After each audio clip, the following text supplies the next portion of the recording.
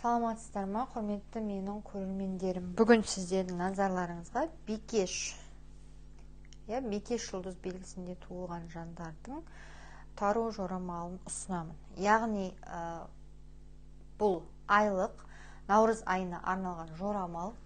Міндетті түрде өздеріңіздің пікірлеріңізді қалдырыңыздар, міндетті түрде каналға тіркеліңіздер, және де жеке сұрақтармен хабарласқысы келген жандардың барлығы менің осы видеоның астында Instagram сілтемесі бойынша өтіп, сол жерде өздеріңіздің сұрақтарыңызды жазсаңыздар, сол жерде тіркеліп қойсаңыздар болады.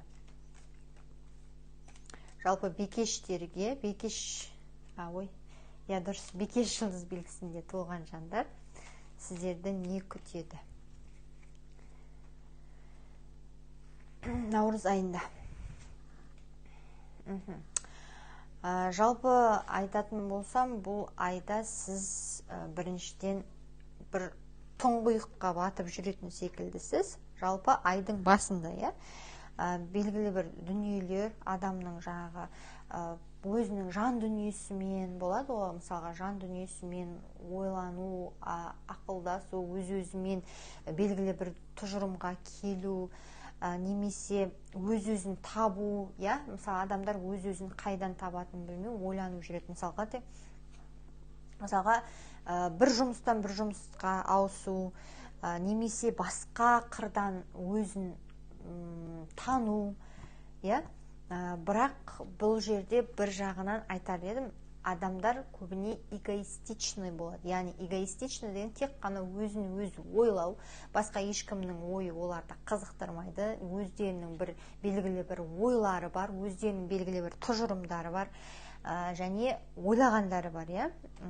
Дегенмен жағдайыңыз жаман емес, тұрақты күйдесіз, ешқандай қиындық жоқ. Енді бір аса бір алып бара жатқан ешқандай қиындық жоқ. Бірақ сізді бір дүниелер жалықтыруы мүмкін. Мысалға, ол бір шырмауық, үнемі қайталанып келе жатқан шырмауық, өміріңізде мысалы өзгерістер жоқ, сол өзгерістер сізді өзгерістердің болмауы, ол сізді шаршатуы мүмкін. Немесе сыртыңыздан біреулердің әңгіме айтуы, сыртыңыздан белгілі бір дүниелермен ақылдасуы, шешуі, сізге қатысты дүниені сізді араластырмай шешу деген сияқты. Бір адамдарда денсаулық жағдайына байланысты шамалы бір қиындықтар болуы мүмкін, сондықтан да денсаулығыңызға мұқият болыңыз. Бір адамдарда қорқыныш бар, енді ол неге сүйеніп пайда болған қорқыныш екенін, енді ол өзіңіздің жеке өміріңізге байланысты. Біреулер тіпті жоқ нәрседен қорқуы мүмкін, сондықтан да қорқудың қажет жоқ. Жалпы жаман карта емес. Дегенмен де бір үнемі ойда жүресіз, бір тұңғиық ойда жүресіз айдың басында. Ол ой именно неге қатысты, яғни өзіңізді қалай дамытам, қалай өзгеріс болады, не істесем болады деген сияқты ойлар болуы мүмкін. Екінші карта. Ешқандай қорқудың қажет жоқ. Бұл мына карта өте жақсы карта. Яғни сіз если материалдық положениеңізді ойлайтын болсаңыз, бұл материалдық положение өте удачный дегенді білдіреді. Яғни сіз ешқандай бір аса қиындық көріп тұрған жоқпын. Себебі ақша жағдайыңыз өте жақсы болады. По крайней мере, ақша жағынан ешқандай бір аса қиындық жоқ. Қаражаттың картасы, себебі ақша түседі, және сіз оны еңбекпен жинаған ақша. Ол қалай енді? Еңбекпен болғанда, мысалға, сіз осы уақытқа дейін жұмыс істедіңіз, осы айлық табысыңызды аласыз, немесе біреулер өзінің заслуженный демалысынан шығады, ол демалыс сізде, сіз оған лайықтысыз, осы уақытқа дейін жұмыс істедіңіз, жинадыңыз, енді соған лайықты болып шығасыз, яғни ақшаға кенелесіз. Өзіңізді қуантуға жұмсайсыз ол ақшаны. Мысалы, біреулер бір жаққа путешествияға баруы мүмкін, біреулер өзінің көптен бері армандап жүрген дүниесіне қол жеткізуі мүмкін. Себебі ол ақша, ол сіздің өзіңіздің еңбегіңізбен келген ақша, сондықтан да өзіңіздің қалауыңызша жұмсайсыз. Біреулер үй сатып алуы мүмкін, біреулер үйіне көптен бері күтіп істегісі келіп жүрген, жасағысы келіп жүрген ремонтын, дұрыстау нелерін, жөндеу жұмыстарын жүргізуі мүмкін. Сондықтан да қандай жағдай болмасын, бұл ақшаның картасы, және ақша сізде бар екенін көрсетеді, ақшаның түсетінін көрсетеді. Бір дүниеге қол жеткізу, яғни ол бағалы, сіз үшін бағалы дүние болуы мүмкін, немесе ақшаға қол жеткізу, немесе біреу сізді қуантуы мүмкін, бір қымбат сыйлық жасауы мүмкін. Жетістікке жету, жолыңыздың болуы, дамуыңыз, және белсенді боласыз, денсаулық жағдайыңыз жақсы болады, бірақ кейбір жерлерде бір жерлеріңіз ауырып қалуы мүмкін, сондай кейбір жағдайларға байланысты. Сондықтан да байқаңыз, тым қатты асыра байғалап жіберуге де болмайды. Өзіңіздің тарапыңыздан біреулерге жаңағы сыйлық жасауыңыз мүмкін, бір қолыңыз ашылып, бір сондай бағалы сыйлық жасауыңыз мүмкін, немесе сізге бір адамдар сондай сыйлық жасауы мүмкін, құнды сыйлық. Немесе біреу сізге қолдау көрсетіп, сізге покровительство жасауы мүмкін. Мысалға, біреу сізді материалдық жағдайыңызды қамтамасыз етемін, көмектесемін деген сияқты бір дүние, яғни положениеңізді жақсартады. Өз-өзіңізді ештеңеден шектемеңіз, ұнаған нәрсеңізді алыңыз, ұнатқан нәрсеңізді. Жалпы уайымдаудың, ақша жағын уайымдаудың, қорқудың қажеті жоқ. Бұл енді көбіне айдың басында, ортасында, ортасында. Үшінші карта. Сізде жалпы ай бірінен соң бірі, бұлайынша бір дұрыс, бір бұрыс деген сияқты болатын сияқты. Сіз біресе күшті болып қуантып, мен осылай өмір сүремін, мен әлі жетістікке жетемін, керемет деп күшті позитивно жүресіз, бір кезде бір уақытта думка, адам ойға шомылып кетеді ғой. Вот сондай сияқты жағдайға түсіп кетуіңіз мүмкін. Вот сондай сияқты дүние. Енді мына жерде, мысалға, мына карта бойынша мен не айта аламын? Бұл карта бойынша бұл жалпы адам қимылдай алмай тұр. Қимылдай алмай тұр. Неге? Себебі ол өзі әлі не керек екенін білмейді, немесе қол аяғы как будто бір байланып тұрған секілді, яғни біреулердің сөзі, біреулердің көзі, біреулердің іс-әрекеті сізге кедергі келтіріп тұр. Яғни сіз біреуге, бір жағдайға, бір дүниеге бағынуға тәуелдісіз, мәжбүрсіз. Ол дегеніңіз, мысалы, сізге бір жер ұнамайды, бірақ сіз ол жердің ақшасына байланысты тұрсыз, мысалға, сізге бір жұмыс ұнамайды. Ол жұмыстан кеткіңіз келеді, сіздің шаршадыңыз, дегенмен оның жұмыстың материалдық жаңағы ақшасы, зарплатасы сізді устраивает.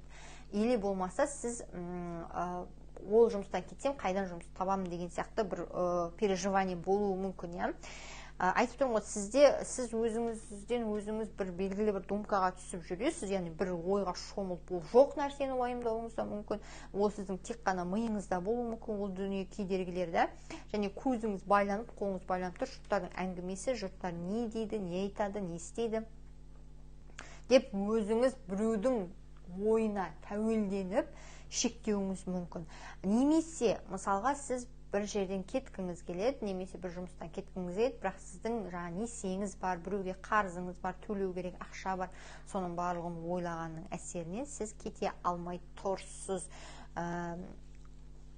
Өзіңіздің ерік жігеріңіздің болмай тұруы, яғни жағдайларға байланысты болып тұр ол. Сіз жағдайға тәуелдісіз, түсесіз ба? Қорқасыз, өзіңізді шектейсіз, уайымдайсыз, сенімсіздік бар көңіліңізде.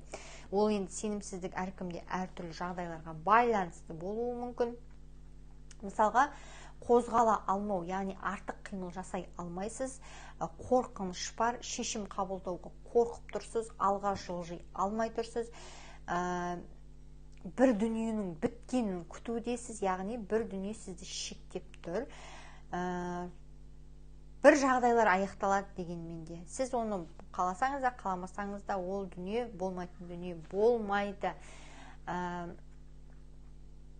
Бір андай болады, ол кейде адам бір оттың ортасында тұрады, қалай қимылдайтынын білмейді. Вот сондай сияқты жағдайда болып қалуыңыз мүмкін.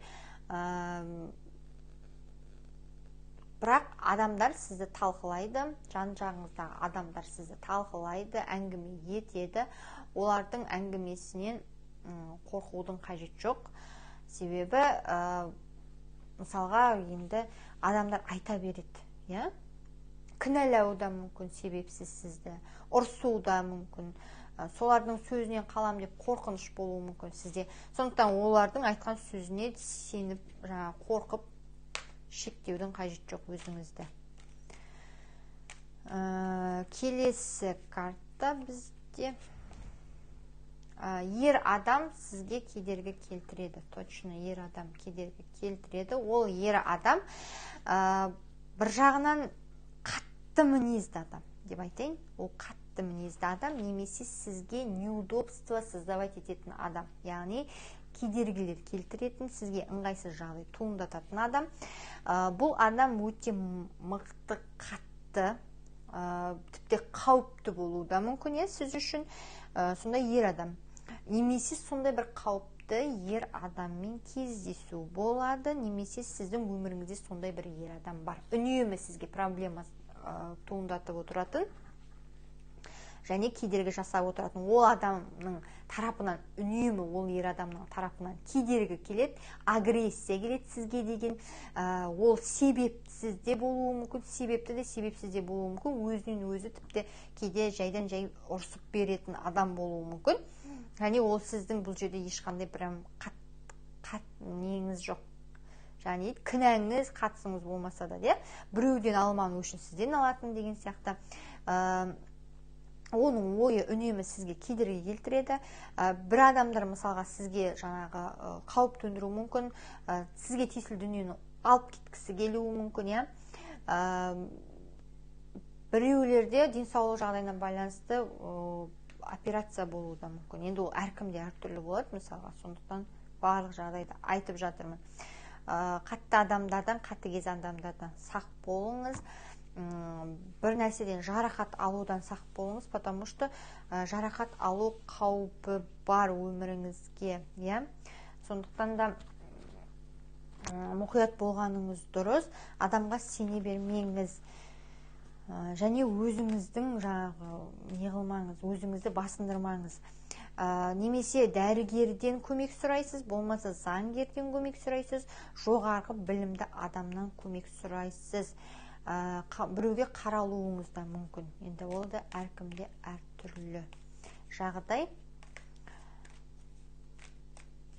5-ші картаны алайық. Енді жалпы мына карта бойынша сіздің өзіңіздің негізі ойлап жүрген бір дүниеңіз бар. Бұл ой сіз бір нәрсені бастағыңыз келді ма, немесе бір нәрсені қолға алғыңыз келді ма? Сондай қолға алғыңыз келген дүние болса, бастаңыз, кірісіңіз, өзіңізді шектемеңіз, үнемі даму керек, адам деген қорықпау керек. Ал сізде бір қорқыныштар бар болып тұр, немесе кедергілер бар болып тұр. Бір адам сізді қорқытып тұрмай, алдыға жылжуыңызға, дамуыңызға мүмкіндік бермей тұруы да мүмкін. Сондай адамдардан байқаңыз, және де алға қарай жылжыңыз. Сіз бір істі бастайсыз, айдың аяғына қарай, немесе басқа жұмысқа кірісесіз, немесе бір істі бастайсыз, немесе демалысқа шығуыңыз да мүмкін, біреуге қамқорлық көрсетуіңіз де мүмкін. Мысалға, кейбір адамдар өзі баласымен еңбек демалыс, баламен демалысқа шығады, сондай демалысқа шығуы мүмкін. Сондай бір нәрсені бастау, жаңа жоспарлар құрасыз, біреуге қарауыңыз мүмкін, балаға, бір басқа адамға, немесе жануарға, сондай бір ойластырып жүрген дүниеңіз болса, кірісіңіз, қорықпаңыз, іске асырыңыз, себебі барлығы өзіңіздің қолыңызда, қорқудың қажеті жоқ, барлығы жақсы болады. Сіз бірдеңелерден қорқып тұрсыз, қорықпаңыз. Біреу кедергі жасап сізді ойыңыздан тайғызғысы келіп, немесе бір үнемі кері тартуы мүмкін, бір ер адам. Но оған сіз мән берудің қажеті жоқ, потому что сіз өзіңізге не керек екенін білесіз, қолыңыздан келетінін білесіз, сондықтан алға басып істей беріңіз. Сіздерге тек қана сәттілік тілеймін.